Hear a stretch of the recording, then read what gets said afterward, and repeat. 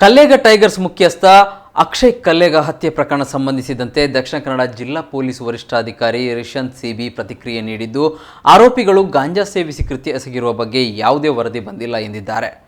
November 6ರಂದು ಪುತ್ತೂರಿನ ಹೊರವಲಯದ ನೆಹರು ನಗರದಲ್ಲಿ ಅಕ್ಷಯ್ ಕಲ್ಲೇಗ ಅವರನ್ನು 4 ದುಷ್ಕರ್ಮಿಗಳು ತಲವಾರಿನಿಂದ ಹಲ್ಲೆ ನಡೆಸಿ ಕೊಲೆ ಮಾಡಿದ್ದರು. ಈ ಪ್ರಕರಣಕ್ಕೆ ಸಂಬಂಧಿಸಿದಂತೆ ಮಾಧ್ಯಮಗಳ ಜೊತೆ ಮಾತನಾಡಿದ ದಕ್ಷಿಣ ಕನ್ನಡ ಜಿಲ್ಲಾ ಪೊಲೀಸ್ ವರಿಷ್ಠಾಧಿಕಾರಿ ರಿಷನ್ ಸಿಬಿ, ಅಕ್ಷಯ್ ಕಲ್ಲೇಗ ಹತ್ಯೆ ವೇಳೆ ಆರೋಪಿಗಳು ಗಾಂಜಾ ಸೇವಿಸಿರುವ ಬಗ್ಗೆ ಯಾವುದೇ ವರದಿ ಬಂದಿಲ್ಲ ಎಂದರು. ಸದ್ಯದ ವಿಚಾರಣೆಯಲ್ಲಿ ತಿಳಿದು ಬಂದಿರುವುದು ಅಪಘಾತದ ವಿಚಾರಕ್ಕೆ ನಡೆದ ಗಲಾಟೆಗೆ ಹತ್ಯೆಯಾಗಿದೆ ಎಂಬ ಮಾಹಿತಿ ಇದೆ ಎಂದರು.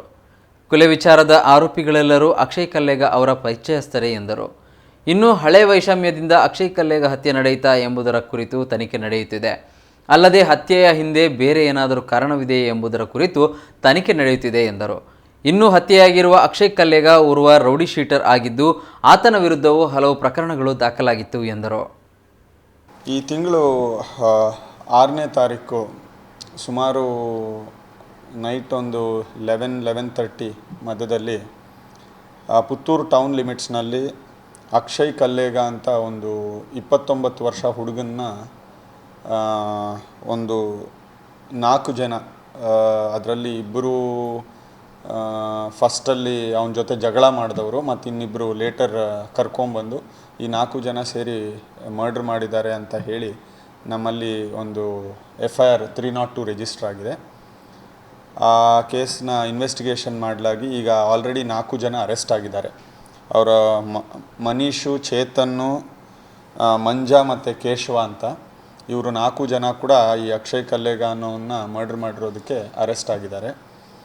ಇದು ವಿಷಯ ಈಗ ನಮ್ಮ ಮೇಲ್ವಿಚಾರಣೆಯಲ್ಲಿ ಗೊತ್ತಾಗಿರೋದೇನು ಅಂದರೆ, ಇವರು ಒಂದು ಅಲ್ಲಿ ನಡೆದಿದ್ದ ಆಕ್ಸಿಡೆಂಟ್ ಬಗ್ಗೆ ಸ್ವಲ್ಪ ಬಾಯ್ ಮಾಡ್ಕೊಂಡಿದ್ದಾರೆ. ಅದಾದಮೇಲೆ ಈ ಅಕ್ಷಯ್ ಮತ್ತು ಅವನು ನಿನ್ನ ನೋಡ್ಕೊಳ್ತೀನಿ ಅಂತ ಒಬ್ರಿಗೊಬ್ಬರು ಹೇಳ್ಕೊಂಡಿರೋದ್ರಿಂದ ಇವರು ಮುಂಚೆ ಎಲ್ಲಿ ಯಾವ ಪಾಯಿಂಟಲ್ಲಿ ಕುಡಿತಾ ಇದ್ರು ಆ ಪಾಯಿಂಟ್ಗೆ ಈ ಚೇತನ್ನು, ಮನೀಶು ಮತ್ತು ಮಂಜಾ, ಕೇಶವ ಬರ್ತಾರೆ. ಅಲ್ಲಿ ಜಗಳ ಆಗುತ್ತೆ. ಆಮೇಲೆ ಮಚ್ಚಿನಿಂದ ಈ ಅಕ್ಷಯ್ ಕಲ್ಲೇಗನ ಹೊಡೆದು ಸಾಯಿಸಿದ್ದಾರೆ. ಸೊ ಆತನ ಮೇಲೆ ಅವನು ಒಬ್ಬ ರೌಡಿ ಶೀಟರ್ ಇದ್ದಾನೆ. ಅವನ ಮೇಲೆ ಕೆಲವು ಕೇಸ್ಗಳೆಲ್ಲ ಇದೆ, ಹಳೆ ಕೇಸ್ಗಳು 307 ಅಂಥದ್ದೆಲ್ಲ. ಮತ್ತು ಇವನು ಈ ಮನೀಶು, ಚೇತನ್ ಮೇಲೆ ಕೂಡ, ಮನೀಶ್ ಮೇಲೆ ಕೂಡ ಹಳೇದು ಯಾವುದೋ ಒಂದು ಕೇಸ್ ಇದೆ ಇದೇ ಥರದ್ದು.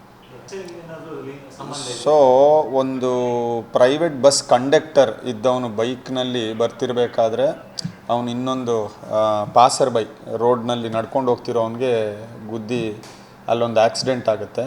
ಈ ಕಂಡಕ್ಟರ್ ಏನಿದ್ದ ಇವನಿಗೆ ಇಬ್ಬರು ಕೂಡ ಪರಿಚಯ, ಅಕ್ಷಯ್ನೂ ಫ್ರೆಂಡೇ ಹಾಗೂ ಇವನು ಯಾರು ಚೇತನ್ ಇದ್ದಾನೆ ಅವನಿಗೂ ಕೂಡ ಪರಿಚಯ ಇದ್ದವನೇ. ಸೊ ಆ ಆಕ್ಸಿಡೆಂಟ್ ವಿಷಯದಲ್ಲಿ ಅವನನ್ನು ಇವರೆಲ್ಲರೂ ಕೂಡ ಅಲ್ಲೇ ಇರ್ತಾರೆ ಆ ಟೈಮ್ನಲ್ಲಿ. ಹಾಗಾಗಿ ಅವನನ್ನು ಶಿಫ್ಟ್ ಮಾಡ್ತಾರೆ. ಶಿಫ್ಟ್ ಮಾಡಿದ್ಮೇಲೆ ಆ ವಿಷಯದ ಬಗ್ಗೆ ಈ ಕಂಡಕ್ಟರ್ ಏನು ಫೋನ್ ಮಾಡ್ತಾನೆ ಚೇತನ್ಗೆ, ಮಾಡಿದಾಗ ಆ ಫೋನ್ ತೊಗೊಂಡು ಈ ಅಕ್ಷಯ್ ಕೂಡ ಮಾತಾಡ್ದ, ಪ್ಲಸ್ ಆ ಟೈಮ್ನಲ್ಲಿ ಸ್ವಲ್ಪ ವಾಗ್ವಾದ ಆಯಿತು ಅನ್ನೋದು ನಮ್ಮ ಹತ್ರ ಇರೋ ಮಾಹಿತಿ. ಫರ್ದರ್ ಇನ್ವೆಸ್ಟಿಗೇಷನ್ನಲ್ಲಿ ಉಳಿದಿದ್ದೆಲ್ಲ ಗೊತ್ತಾಗುತ್ತೆ. ಇಲ್ಲ, ಸೊ ಸಮ್ ನ್ಯೂಸ್ ಚಾನಲ್ಸ್ನಲ್ಲಿ ಈ ಥರ ಏನೋ ಸುಮ್ಮನೆ ಹಾಕ್ತಾ ಇದ್ದಾರೆ, ಗಾಂಜಾ ಸೇವನೆ ಮಾಡಿ ಅದು ಮಾಡಿ ಇದು ಮಾಡಿ.